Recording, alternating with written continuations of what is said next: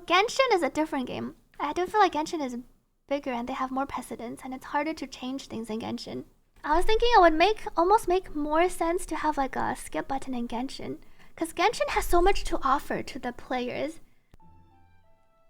Yeah, I do think Star Rail, they do put a lot of focus on the story. Well, there's not much else to the game for most of the casual players if you think about it. It's just story, admiring your characters a bit, and then endgame for Star Rail. Because most of your content, like most of your time is just autoing. So story is a pretty big part of the game, and I think they are trying to... It seems like Shaoji kind of mentioned that, especially the part where we're gonna go back and revisit Penacony, they are trying to make the story experience even better. I think for Star Rail personally, I can understand why they don't want to add a skip button. Because the story is a big part of Star Rail.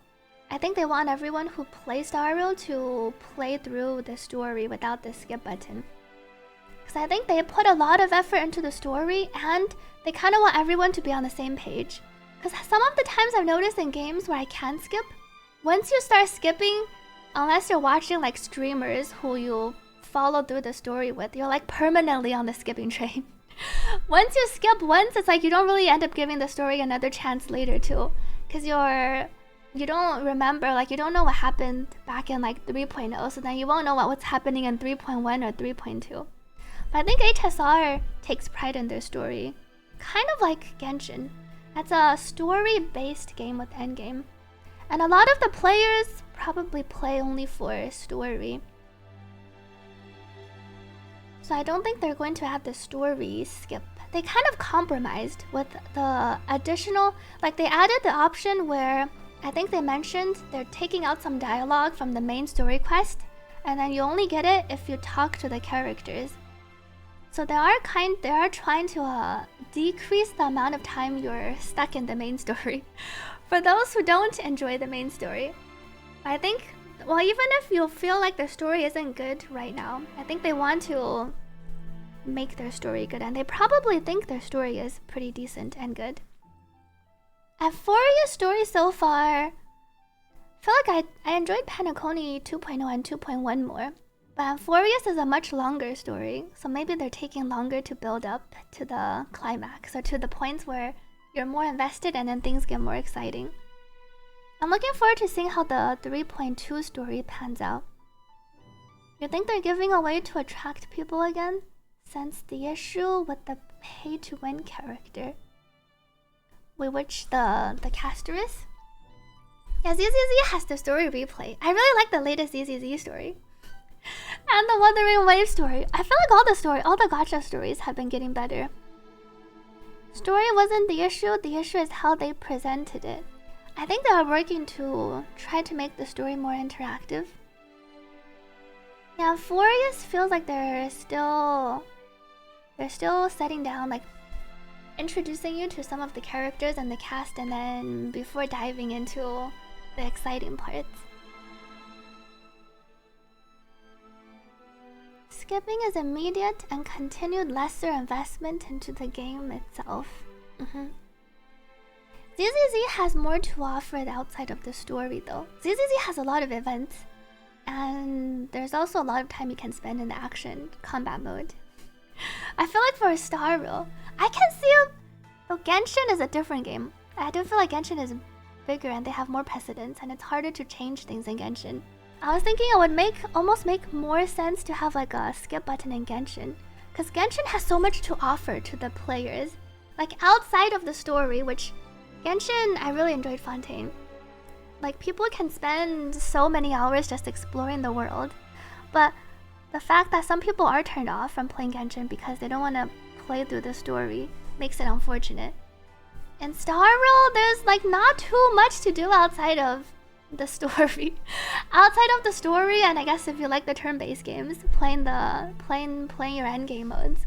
So I think in Star Rail, it's more likely that there's never going to be a skip button. But in Genshin, there's so much to do. And then you don't necessarily have to play Genshin for the story. Well, I pulled for the new teased chef girl. Wait, which teased chef girl? There is SU and DU, but a lot of the combat is auto. So half the time it's like you enter a SU fight and then you tab out, or you do something else and then you come back and then you see if you cleared or not. It's probably what most people's SU DU experience. Oh, and for Ressa's Troller, there's a new cryo chef girl from Fontaine. I don't think I saw it yet. And we can't jump, can't explore, and everything is turn-based. You agree with the way they do the storytelling plays a big part of how engaged you are. You skipped all of the ZZZ story at the start because of the TV. But after the changes, you actually went and replayed all the story. And you currently think HSR story is the worst. It's a lot of yapping and reading. But it feels like HSR, there is not too much you can do. Like HSR, they did in 3.0, we had the story that was like 6 hours. There wasn't that much reading, but we had a lot of puzzling. I feel like they tried to make it more interactive by adding like many hours of puzzles along the way, and then people also didn't like that.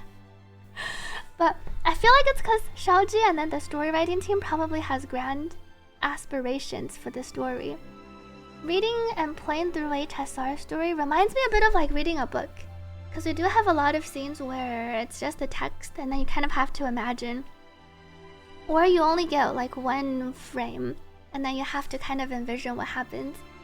But there's not too much they can do to change it, aside from investing, I guess, more effort and resources into animated scenes. Because in terms of the gameplay, it's not like you can jump around, have you do puzzles where you're climbing, or doing like kind of like the things you do in the open world games, like Genshin, Wuthering Waves. Even ZZZ feels more interactive because like going into combat.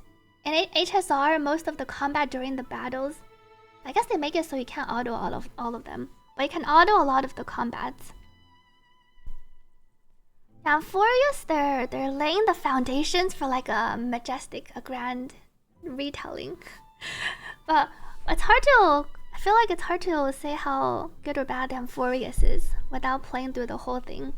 Because a lot of what we're currently getting through is probably just the groundwork. We're still getting introduced to characters and things in the world. The one reason you didn't play HSR is because Genshin finally got rid of the autoplay virus. Oh, and then as the HSR would make you feel like you went back to that issue, where you start a game to not play it. You could play HSR just for the story, and they can auto through like the other gameplay parts. The 3.0 story felt like they want to do the tutorial for the puzzles. Yeah, they also realized, I think, the issue, because in 3.1 they specifically said they're changing how it works. HSR should just keep things simpler. I do feel like people would actually enjoy it more if HSR like cut down the story by half and then added more scenes, kind of like in Wuthering Waves. But I kind of appreciate that they are trying to tell like a big, cohesive story while being in the context, while being confined to the space and environment of like a gacha game. Because while cutscenes are pretty and it will be easier and quicker to play through, having the extra dialogues, I do think can add a lot to the story. So it's like HSR is trying to tell a slightly different story.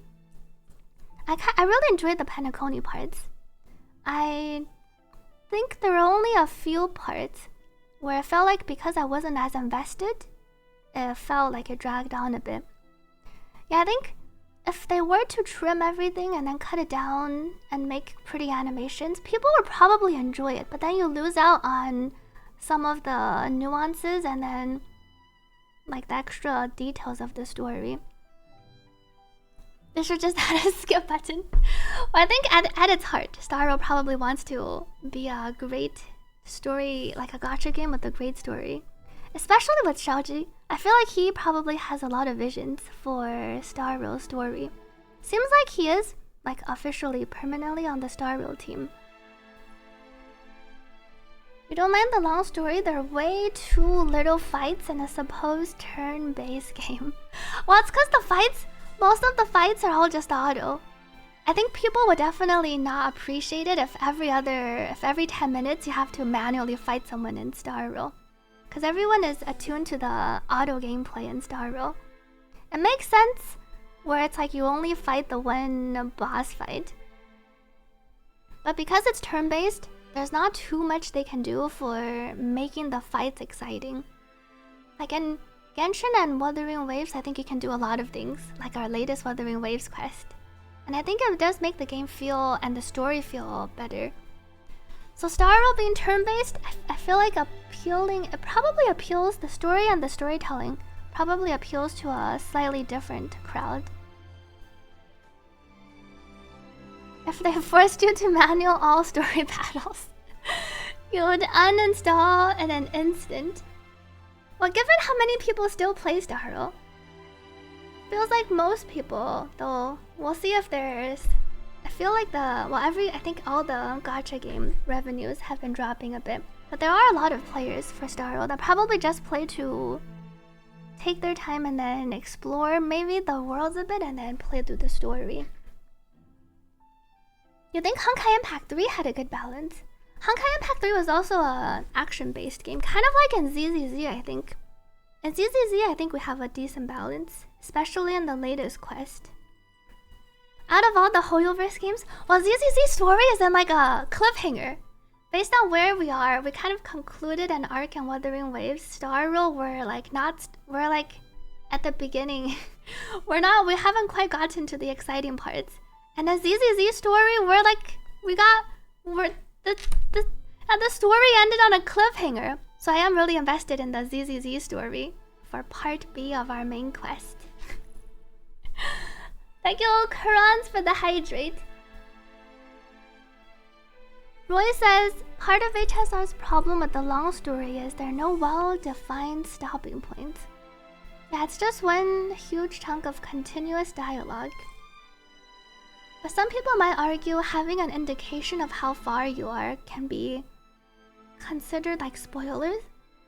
Like if we were to go back to the Penacony part and then you came out of the dream, or you were in the dream and then it told you you were still like halfway through the quest. It could potentially spoil some things. But I do think there are things they can improve. I really like the Nahida story quest. Sort of similar to the Nahida story quest too. When FF14 did that, a warning that this part of the main story quest will be long. We need a better ending for Penacony. It sounds like we're going to hopefully get the better ending for Penacony.